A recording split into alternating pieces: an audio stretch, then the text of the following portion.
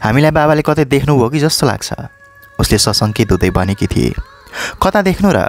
सुन्दरीचल गएर आएपछि जम्मा 2 चोटि त भेट भयो हाम्रो, त्यही पनि ओएसिसी क्याफेमै, मैले भनेको थिएँ। हो नि, बाबाको त्यो साइड त पर्दैन, त्यही पनि।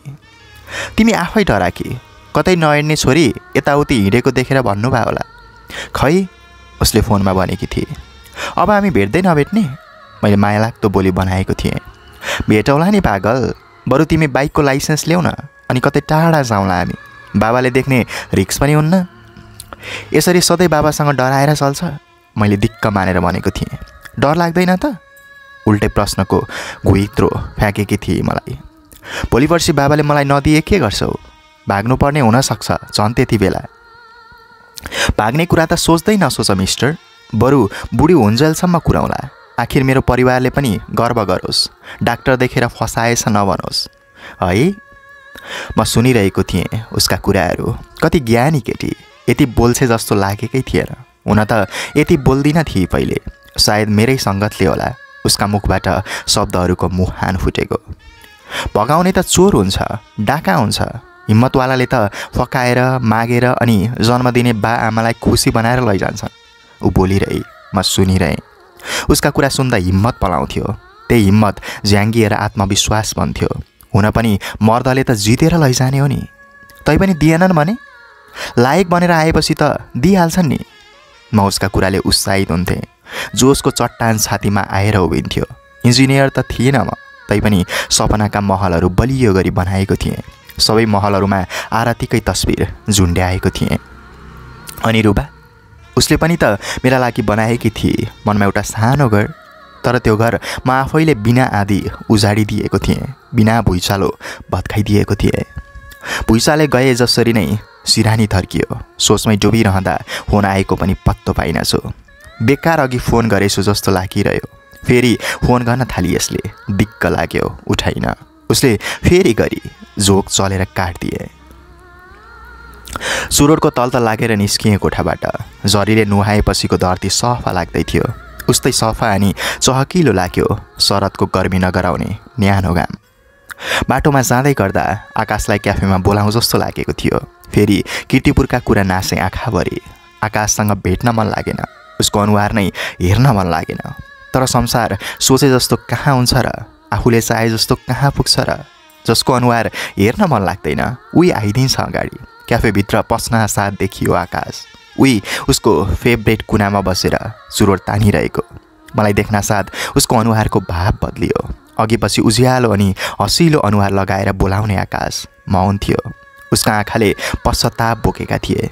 त्यही पश्चातापको भारले उसका आँखा चुके। उसले नबोलाए पनि म त्यतै गएँ। कति बेला आइस? कुर्सीमा बस्दै गर्दा सोधे। भर्खर हो, त स्कुल गएको होलास् भनेर बोलाइन।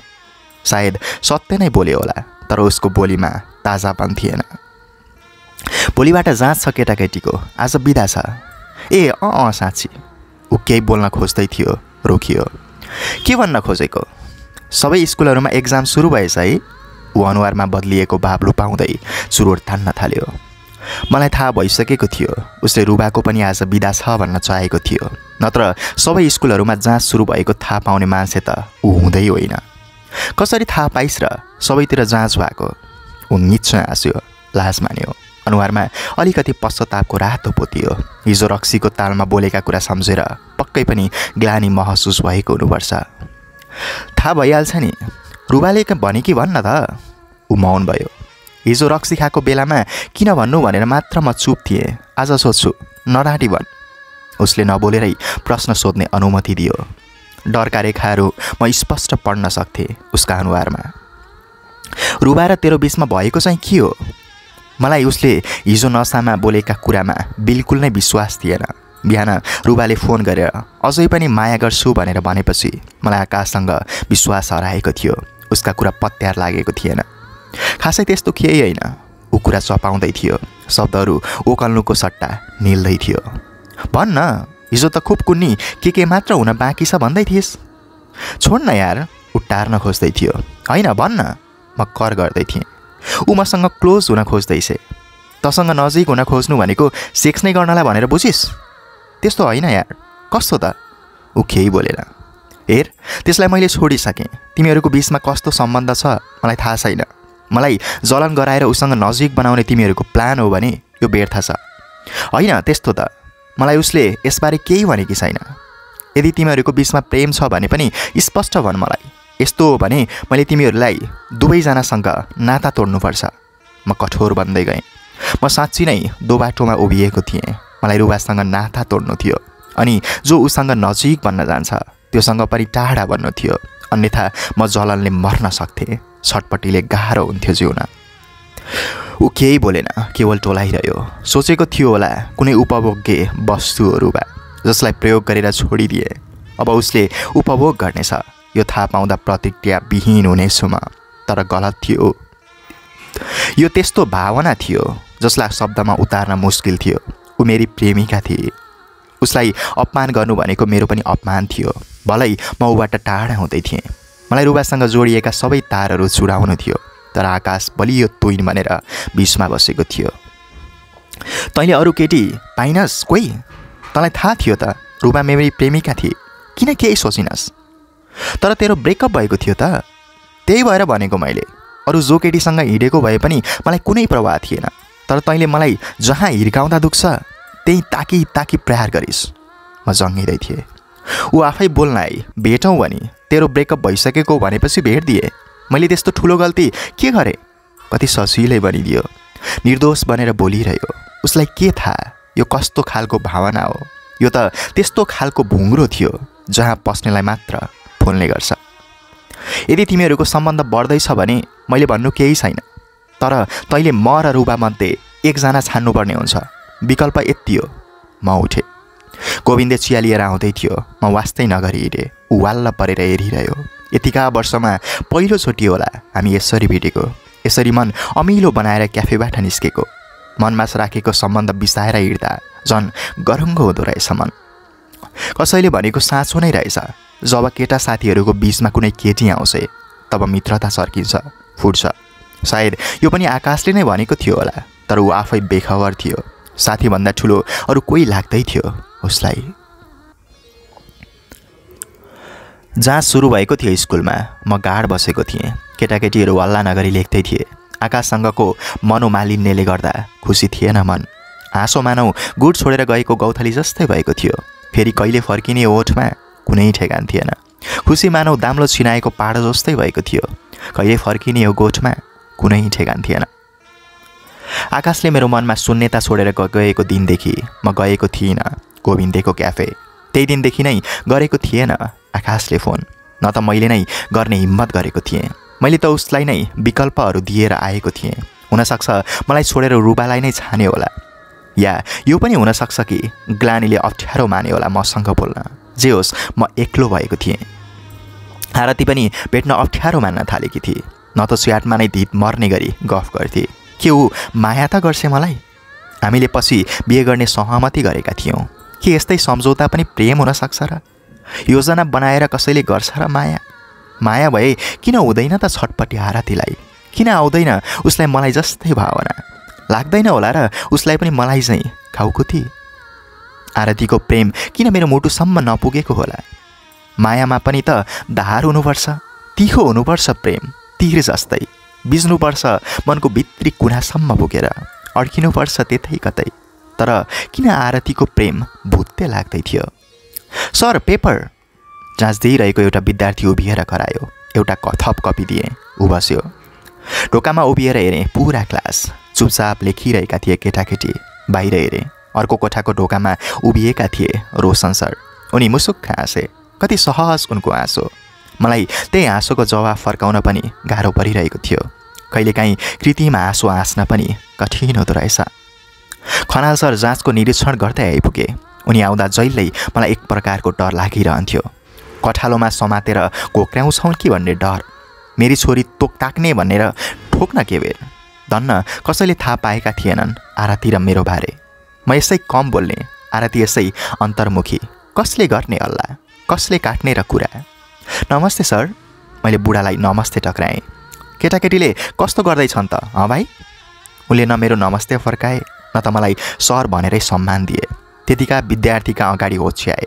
आफै शिक्षकहरूको इज्जतको बारेमा चिन्ता राखे जस्तो गर्थे त आफै बेइज्जत गर्दा रहेछन् यसरी यस्ताले मलाई छोडिदेलान् त राम्रै गर्दछ सर भन्दै गर्दा उनी ढोकाबाट हेरिवरी अर्को क्लासमा पुगिसकेका थिए भाइ रे सरलाई त लेख्दा लेख्दै एउटी छात्राले मलाई हेरेर मसिनो स्वरमा भनी यस्तै हुन् बुढाहरू मैले पनि मनको तितो फ्याँकेको थिएँ हे खनाल सरलाई बुढा रे सरले पनि अर्को केटो हाँस्यो अलिअलि गरेर केटाकेटीहरू हल्ला गर्न सुरु गर्दै थिए मैले एकचोटि बेसरी कराएर चुप भनेपछि फेरि शान्त भयो क्लास निहुरिए केटाकेटी लेख्न थाले खुरुखुरु पहिलो बेन्चको छेउको केटो कापी बुझाएर गयो म त्यही डेस्कको छेउमा बसेर बेन्चमा खुट्टा अड्याएर पुरै क्लास निहालिरहेँ शान्त कक्षा एकहोरिएको मन सोचहरूमा हराउन थाले के होला त मेरो भविष्य कसरी जाला आरतीसँग मेरो जीवन यात्रा खनाल सरको यस्तो छ पारा मलाई अत्यास लाग्न थालिसकेको थियो फेरि आरती पनि आजभोलि टाढा भए जस्तो गर्दै थिए आफ्नो मान्छेले त सोधिरहनुपर्छ नि कता के गर्दैछ भनेर खोजिरहनुपर्छ नि केही चासो लाग्दैन होला आरतीलाई मेरो हुन त ऊ मान्छे नै त्यस्तै हो स्वभाव नै त्यस्तै तर यति बिघ्न एकलकाटे हुन सक्छ र मान्छे प्रेममा परेको मान्छे त चाहेर पनि एकलकाटे हुन सक्दैन मुटु नै अर्काका लागि तड्किन्छ भने कसरी जिउला एक्लै सास नै अर्काको लागि फेर्नुपर्छ भने कसरी बस्ला र छुट्टै ए सर दिवस सर आवाज आयो म सोचको आँगाबाट फुत्त खसे फर्केर हेर्दा विद्या सर ढोकैमै रहेछन् के गरिरहनु भएको छ सर लास्ट बेन्चमा पुरै सरसल्लाह आउँदैछ यसरी चोर्न दिनुहुन्न है यो त जाँच हो खडुस बुढाले अफ्काए विद्यार्थीका अघिल्तिर लास मर्नु बनाए त्यतिले पनि नपुगेर होला ट्राफिक पुलिसले गाडी बोलाए जसरी हातकै इसारामा आऊ भनेर बोलाए खुसुक्क केही बताउनलाई होला इसारामै मेरो कान मागे परीक्षामा गाड बस्दा डेस्कमा बस्नुहुन्न सर यताउता हेर्दै हिँड्नुपर्छ अबदेखि ख्याल गर्नुहोस् है आफ्नो हत्केलाले मेरो कान बारेर चोसे ओठले फुसफुसाए मैले हस् भने उनी गए झ्याम्पट मान्छे थिए विद्या सर मलाई यो स्कुल आएको दिनदेखि मन नपरेको मान्छे विद्यार्थीलाई भन्दा बढी शिक्षकलाई पढाउँछन् सुरुमा कम बोल्ने मृदभाषी लागे पनि अति बिजाउने गरी हेप्छन् शिक्षकलाई पख्न खनालकी छोरी उडाएपछि त कहाँ बाँकी राखुला र यो खनालको अनुमानलाई यति सोच्दैमा मन रमायो कहिलेकाहीँ आफ्नै मनलाई पनि केही आश देखाएर थपथपाउनु पर्ने रहेछ दिउँसो जाँच सकाएर स्कुलबाट निस्किएँ स्कुलमा पहिलोचोटि बाइक लिएर आएको थिएँ राम्रो चलाउने त अझै भएको थिएन धेरैचोटि घच्याक घच्याक पारेर ब्रेक लगाउँदै आइपुगेको थिएँ स्कुल बाहिरको पार्किङमा राखेर होला कसैले देखेका थिएनन् बाइक नत्र त 9-10 क्लासका केटाकेटीले जिस्काएर खप्नुहुन्न थियो गार्डसँग हेलमेट मागेपछि पछाडिबाट रोशन सरले देखेछन् बेसरी कराएर बोलाए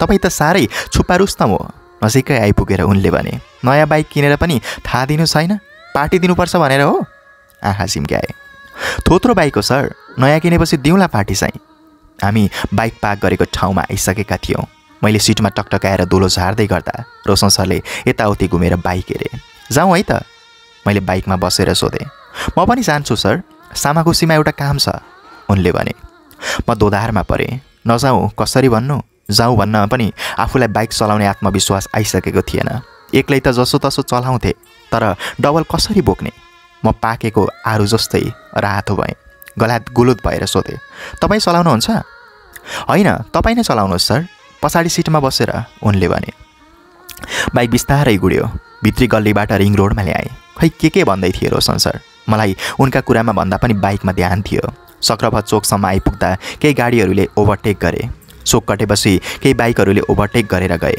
म बाटोको छेउ पारेर सुस्त चलाइरहेको थिएँ यसो साइडमा हेरेको बाटोमा हिँडिरहेको मान्छे र मेरो बाइकको गति उत्ति पो रहेछ लास लागेर आयो त्यसपछि अलि एक्सिलेटर बढाएँ वसुन्धराको ओह्रालोमा बाइक मच्छालेको थियो बतासले काउकुती लगाउँदा मच्छा लागेर आयो परबाट कुदेर आएको बस मसँगै ठोकिन्छ कि जस्तो लाग्थ्यो त्यस्तोमा ब्रेक सुस्तरी छुन खोज्थेँ तर झ्याप्प लाग्थ्यो बाइक घच्याक्क रोकिन्थ्यो बस भने आफ्नै साइडबाट हुत्तिएर जान्थ्यो सर भर्खर सिक्दै हो मेरो चलाइ निहालिरहेका रोशन सरले सोधे होइन सिकेको पहिल्यै हो चलाउन चाहिँ ग्याप भयो मलाई भर्खर सिक्दै गरेको भन्न दहक लाग्यो उनले ए भने ओह्रालो सकिएर चोक आइपुग्यो चोकमा 2वटा बाटाहरू मिसिन आइपुग्थे त्यही बाटो भएर आएका गाडीहरू चोकमा जम्काभेट गर्न आइपुग्थे जम्काभेट भएका गाडीहरू जुत्न लागेका गोरु जसरी एकअर्कालाई हेर्थे एउटा पछाडि हटेपछि बल्ल अर्कोले बाटो पाउँथ्यो केही बेर कोही पनि पछाडि हटेनन् भने जाम पर्थ्यो।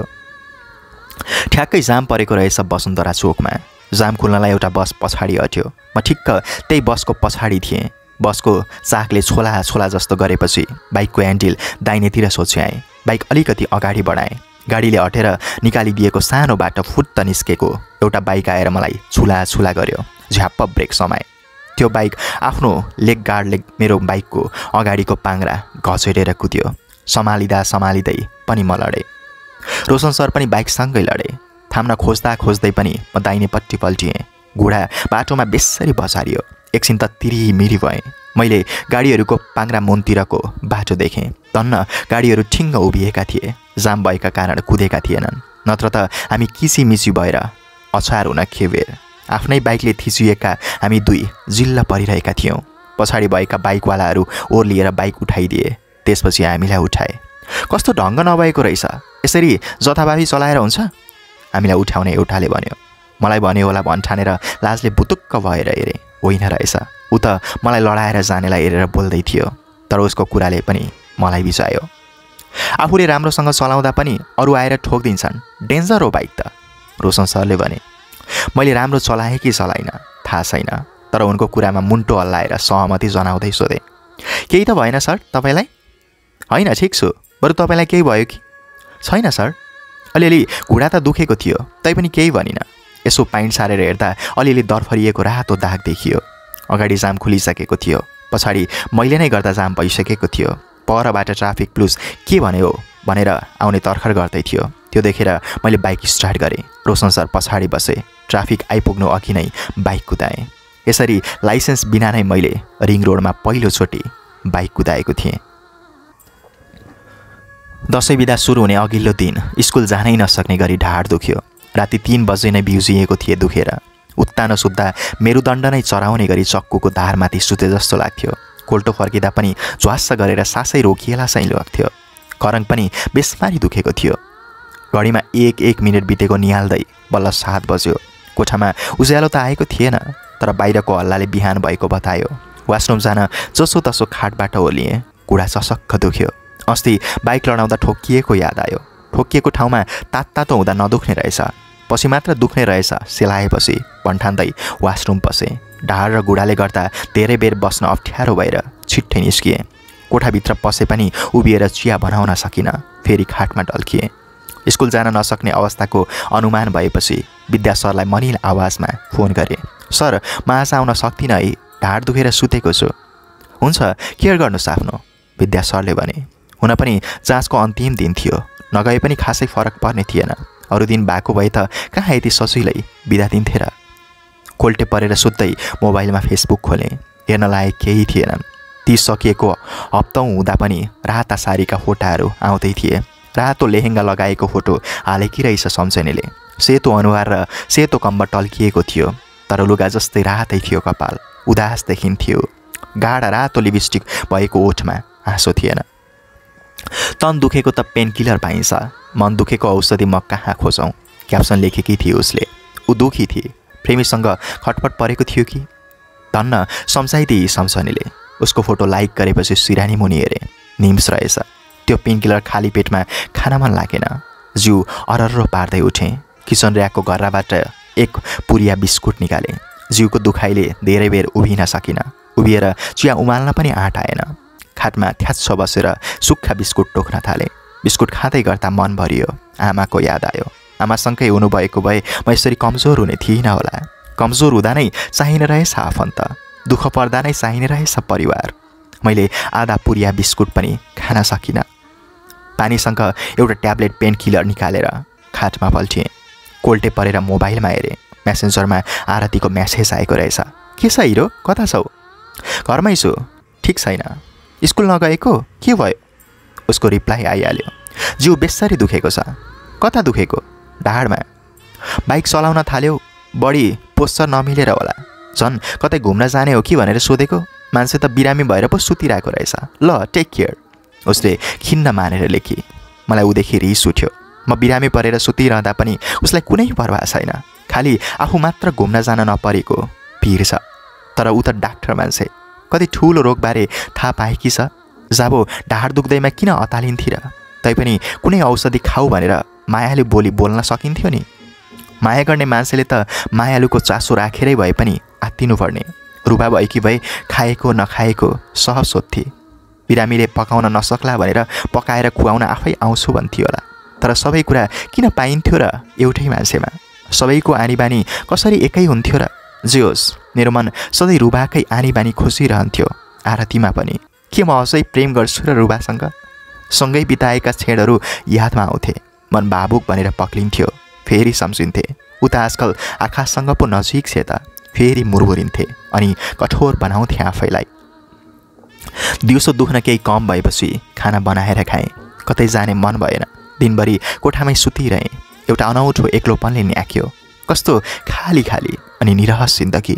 अलिअलि त हो, तर यति बिघ्न एकल काटे म कहिल्यै थिइनँ। घरमा हुँदा फोन गर्न डराउँछे आरती। बाउ आमाले थाहा पाउँछन् कि भनेर आत्तिन्छे। घर बाहिर त्यति निस्किन्न, निस्किहाले पनि बिजी भइहाल्छे। के यति धेरै औपचारिक हुन्छ र प्रेम? रुबाले त कहिले पनि खालीपन गराइन मेरो जीवन। उता फोन गरिरहन्थे, मेसेज गरिरहन्थे, भेटिरहन्थे, भेट्न बोलाइरहन्थे। रुबाले फोन गरेको गरे भएर कुनै दिन दिक्क मानेर भनेको थिएँ, कति फोन गरे के झर्को लाग्ने गरी? गर्छु त, आफ्नो बुढालाई फोन गर्न पनि नपाउनु? काम परेर पो गर्नु त। जति बेला पनि फोन गरेर आफूलाई सस्तो नबनाऊ न। सस्तो भनेर कोही महँगो खोजिस्यो न त। उनी न्याउरो बनेकी थिए। कुन दिन गइदिन्छु छोडेर अनि मिस गरिसेला मेरो यही झर्को लाग्ने फोन। नभन्दै उसले भने जस्तै भएको थियो। नदीको पल्लो किनारमा पुगेकी थिए ऊ मेरै कारणले। मैले उसको यस्तै झर्को लाग्ने फोन मिस गरेको थिएँ। मेरो एक्लोपनलाई बिथोल्न आउने आकाश पनि मबाट टाढा भएको थिए। उसले पनि एउटा ठुलै खालीपन छोडेर गएको थियो। ज्या पुदा उसले मलाई रुबाका बारेमा सुनाउनु जरुरी थियो थिएन, उसैले जानोस्। मैले उसलाई क्याफेमा जे भने त्यो जरुरी थियो। ग्लानी, पश्चाताप वा घमण्डले जेले भए पनि ऊ पनि मेरो विपरीत खेमामा पुगेको थियो। मलाई मेरो अहमले उसलाई फोन गर्न दिएन। म ठान्थेँ म सही छु। सायद उसलाई पनि मलाई फोन गर्न अप्ठ्यारो भएको होला। हामी हाम्रो सम्बन्धमा पराजित थियौँ। जितेको त इगोले थियो। म एक्लो भएको थिएँ। स्कुल जाँदासम्म मलाई यो खालीपन महसुस थिएन, तर अहिले बेसरी बिजुआएको थियो यो एक्लोपनले। दसैँ आउँदै थियो। यति बिघ्न बेग्र कहिल्यै थिइनँ म दसैँको पर्खाइमा। यसपालि छिट्टै घर जाने रहर जाग्यो। परिवारको खुब याद आयो। आमालाई कहिले देखाउँ भयो, बहिनीलाई कहिले भेटौँ भन्यो। आफैले गर्दा नै हो, तैपनि मन दुखिरहेकै थियो। अब त जिउ पनि दुख्न थालेको थियो। एक शब्द प्रेमले बोल्दिने कोही नभएपछि किन बस्नु यो मसान जस्तो ठाउँमा? मलाई घर जाउँ जाउँ लाग्यो। भोलि नै घर जाने निर्णय गर्दा अनुहार उज्यालिएको थियो। शरदको घामको अनुहार नै चहकिलो, बादलहरू पनि उस्तै सेता। आकाश सिँगारेर चाँदी जसरी टल्किरहेका थिए। घर जान केही लुगाहरू प्याक गरे झोलामा। ढाड दुख्न अलि कम भए पनि पुरै सन्चो भएको थिएन। खाना बाटोमै खाने सोच बनाए। बेकार पकाऊ खाऊ अनि भाँडा माझ। यति दुःख किन बेसाउनु, त्यो पनि घर जाने दिन। त्यसमाथि जिउ सन्चो पनि थिएन। आरतीलाई भनेकै थिएन घर जाने कुरा। फोन लगाएँ उसलाई। धेरै लामो घन्टी गएपछि मात्र फोन उठ्यो। म घर जाँदैछु भनेर बताएपछि उसले अचम्मित हुँदै सोधे, कहिले? आज, अब निस्किन लाग्यो। मलाई नभेटी जान लाग्यो। एक्कासी के पर्यो र? बस्नै मन लागेन। ढाड दुखेको दुखे गर्यो। दसैँ बिदा पनि सुरु भयो। लौ लौ कहिले आउँछौ नि? हेरौँ। के हेरौ नि? छिटो आऊ न ल। बल्ल उसको बोलीमा माया मिसिएर आयो। माया मिसिएका शब्दहरू अति नै मिठा लागे। नजाऊ नजाऊ लाग्यो। फेरि सोचेँ, आज एक दिन बस पनि त भन्न सक्थे नि। भेटेर मात्र जाउँ न किन भनिन? छिट्टै आऊ भन्नुभन्दा नजाऊ न प्लिज पो भन्नुपर्छ साँचो माया गर्नेहरूले। सायद उसको स्वभाव नै यस्तै हो। धेरै भावनामा बग्दिन हो। माया गर्न पनि त बिस्तारै सिक्दैछ। गाउँघरमा पिङ हालिसके होलान्। घर घरमा खसी ल्याएर बाँधिसके होलान्। साथीहरू पनि भेला भइसके होलान्। यस्तै तर्कनाहरूले फुरुङ्ग बनाउँथ्यो पोहोर परार। तर यसपाला मन खासै रमेन। सानोमा पो दसैँको रौनक हुन्थ्यो। उमेर बढेसँगै चाडपर्वको कुतूहलता घट्ने रहेछ। पोहोरसम्म बाले पठाएको पैसाले लुगाहरू किन्न खुब मजा लाग्थ्यो। बाको पैसाले किनेका लुगाको बास नै मिठो हुन्थ्यो। यसपालि त आफै जागिरे भएपछि नयाँ लुगाको रमाइलो नै हराएर गयो। सपिङ गर्ने मेसो नै भएन। जागिरे भएपछि पहिलोचोटि घर जान लागेको छोरो, त्यो पनि दसैँमा। एकपल्ट आमालाई फोन गर्नु पर्यो जस्तो लाग्यो। म घर आउन लागेको आमा, केही ल्याउनुपर्छ? के ल्याउनुपर्छ र? केही पर्दैन, त आइपुग्छ। आमाले हाँसेर भन्नुभयो। नयाँ नोट नि? पर्दैन पर्दैन, बाको दसैँ पेस्की सबै नयाँ नोटमै आछ। भनेपछि केही पर्दैन त? अझै जोड दिएर सोधे।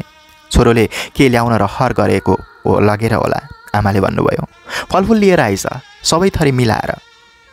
टोकामा ताजा लगाएर निस्किएँ। गेटमा पुगेपछि केही बिर्सिए जस्तो लाग्यो। मलाई सधैँ ताजा लगाएर निस्किएपछि केही भुले जस्तो लागिरहन्छ। कुनै बेला तालचा नै नलगाई निस्केको छु, कुनै बेला ढोकाको ह्यान्डिलमै तान्चा ठोकेर पनि निस्केको छु। फेरि फर्किएँ, तालचा खोलेर भित्र पसेँ। च्याल खुल्लै रहेछ, लगाएँ। ग्यासको रेगुलेटर बन्द गरेँ। गेट बाहिर निस्कनु अघि आफूले कमाएर किनेको बाइकलाई निहालेँ। जिउ सत्य भएको भए, लाइसेन्स पनि लिएको भए आज त्यसैमा चढेर जाने थिएँ घर। बाइकलाई मुसारेर कभरले छोपेर बाटोमा निस्किएँ।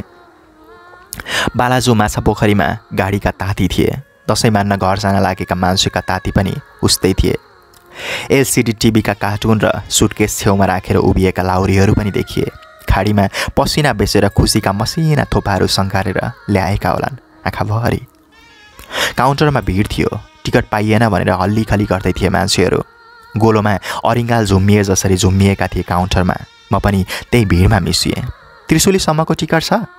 काउन्टर अगाडि उभिएको एउटा मान्छेको टाउकोमाथि आफ्नो चिउरो अड्याउँदै सोधे। 2 बजेको मात्र बाँकी छ। मेरो अनुहार नै नहेरी टिकटमा लेखिरहेको टिकट काट्ने मान्छे बोल्यो। भर्खर 9 बजेको थियो। के गरेर कुर्नु 2 बजेसम्म? झिँझो लाग्यो। काँधमा झोला भिरेर काउन्टर वरिपरि नै भौतारिरहेँ। दिक्क लागेर मोबाइल झिकेँ। एउटा म्यासेज आएको रहेछ। हत्तपत्त मोबाइल अनलक गरेर हेरेँ। रुबाले लेखेकी थिए। म चाहिँ झिनो आश राखेर बसिरहेको थिएँ। केही त बोलिसेला, त्यो मन पनि फर्केला भनेर।